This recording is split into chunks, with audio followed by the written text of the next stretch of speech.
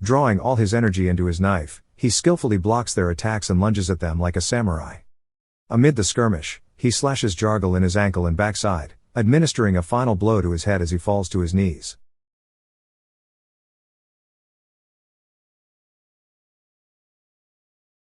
The movie begins in South Korea, where police have captured former Interpol detective, Kim Yul, for the murder of the notorious mob boss of the Creek crime syndicate, Carlos Kuhn. Despite committing the crime to avenge his wife and daughter, the court sentenced Kim to death by exiling him to a prison island called AP-101. The area is described as an isolation zone for all death row inmates all over Southeast Asia. Sometime later on the island, a young girl, Jyn, flees from bloodthirsty bandits with her mother, Molly, through the thick jungle canopy. Her mother is quite skilled at archery, which she demonstrates to eliminate most men chasing after them. The pair arrive on the beach, where a thug pierces his knife on Molly's left shoulder until Jyn intervenes, giving her a chance to knock him out with a rock. Molly tells her daughter to run as more ruffians arrive to kill her. They chase after Jyn and are about to capture her when Kim appears, walking slowly on the beach while his body is restrained by a straitjacket and his mouth is covered by a mask. He asks for Kuhn, but the men reveal nothing about him. The young girl stands in disbelief as the former detective quickly incapacitates all her captors. She returns to an unconscious Molly, who has been knocked out by a brutish thug. Kim then kicks him in the face and defeats him. Feeling grateful, Jyn removes his restraints and promises to reveal Carlos' whereabouts in exchange for helping her return to the village with her mother. He agrees, removing his dog tag before carrying an unconscious Molly to the jungle. Later, Kim is surprised to see a colony of inmates creating a hidden sanctuary on the island. Bao, the self-appointed colony leader, initially becomes wary of him, knowing that outsiders are not welcome. Before his thugs can attack him, Jyn protests, telling them he is the reason she and her mother are still alive. Bao and the men perform an amusing dance and chant, threatening to kill him, but he remains unfazed. While Kim rests, Molly is taken inside the hut to be looked after by Lee Pa, the colony's doctor. He administers herbal medicine to ease her wounds. Later in the evening, the group is having dinner when Bao notices Kim does not respond to any questions about his mission to find Carlos or pay attention to his surroundings.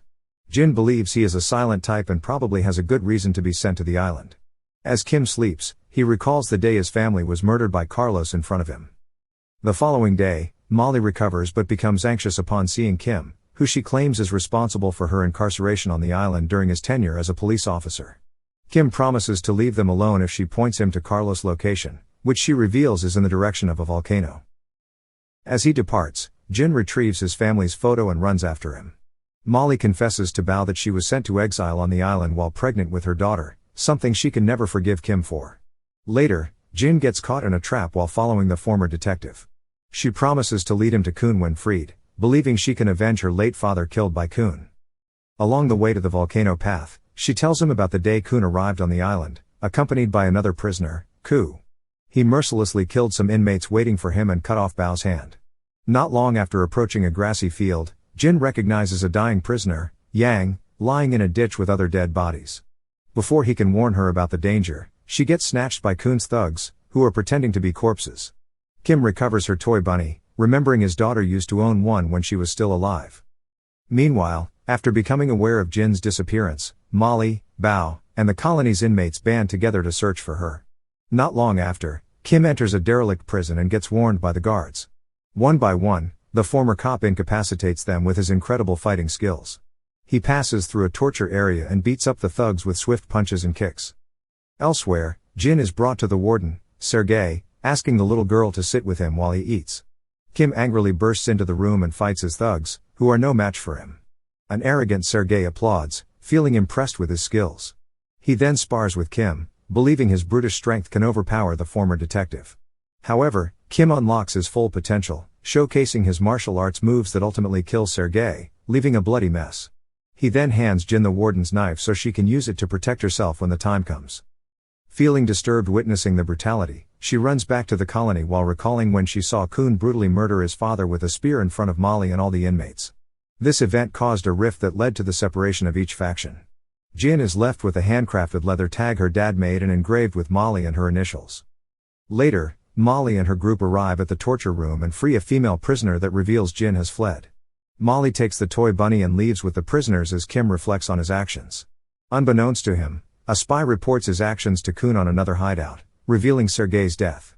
Remembering Kim why he is disfigured and exiled to the island, the former crime boss becomes furious, executing the inmate with the knife of his right-hand man, Jargle. He then summons all his fiercest hunters, including Ku, to eliminate the former detective at all costs. They enter the jungle and find evidence that Molly's colony and the young girl are also around the area. Meanwhile, Bao and the inmates search for Jyn when they accidentally get separated from Molly, who has entered Kun's territory. Simultaneously, Ku and her hunters discover the young girl sitting on a bench. Kim suddenly appears, blocking the arrow shot by Ku to kill her. He then covers her with a sheet and bursts through the window as the archers launch their arrows and surround the abandoned outpost. Molly arrives, sneaking around the area to avoid Kun's cohorts. Kim and Jyn search for a hiding spot as Ku relentlessly chases from behind. Upon seeing blood smeared on broken furniture, she shoots her toxic arrow at the back of a wrecked wooden panel, piercing Kim's backside. Suddenly, Molly shoots a few of her thugs from the outside, prompting Ku to leave the room to search for her. Launching an arrow behind her back, she slowly creeps toward the courtyard, only to find the real Molly hiding behind a corpse.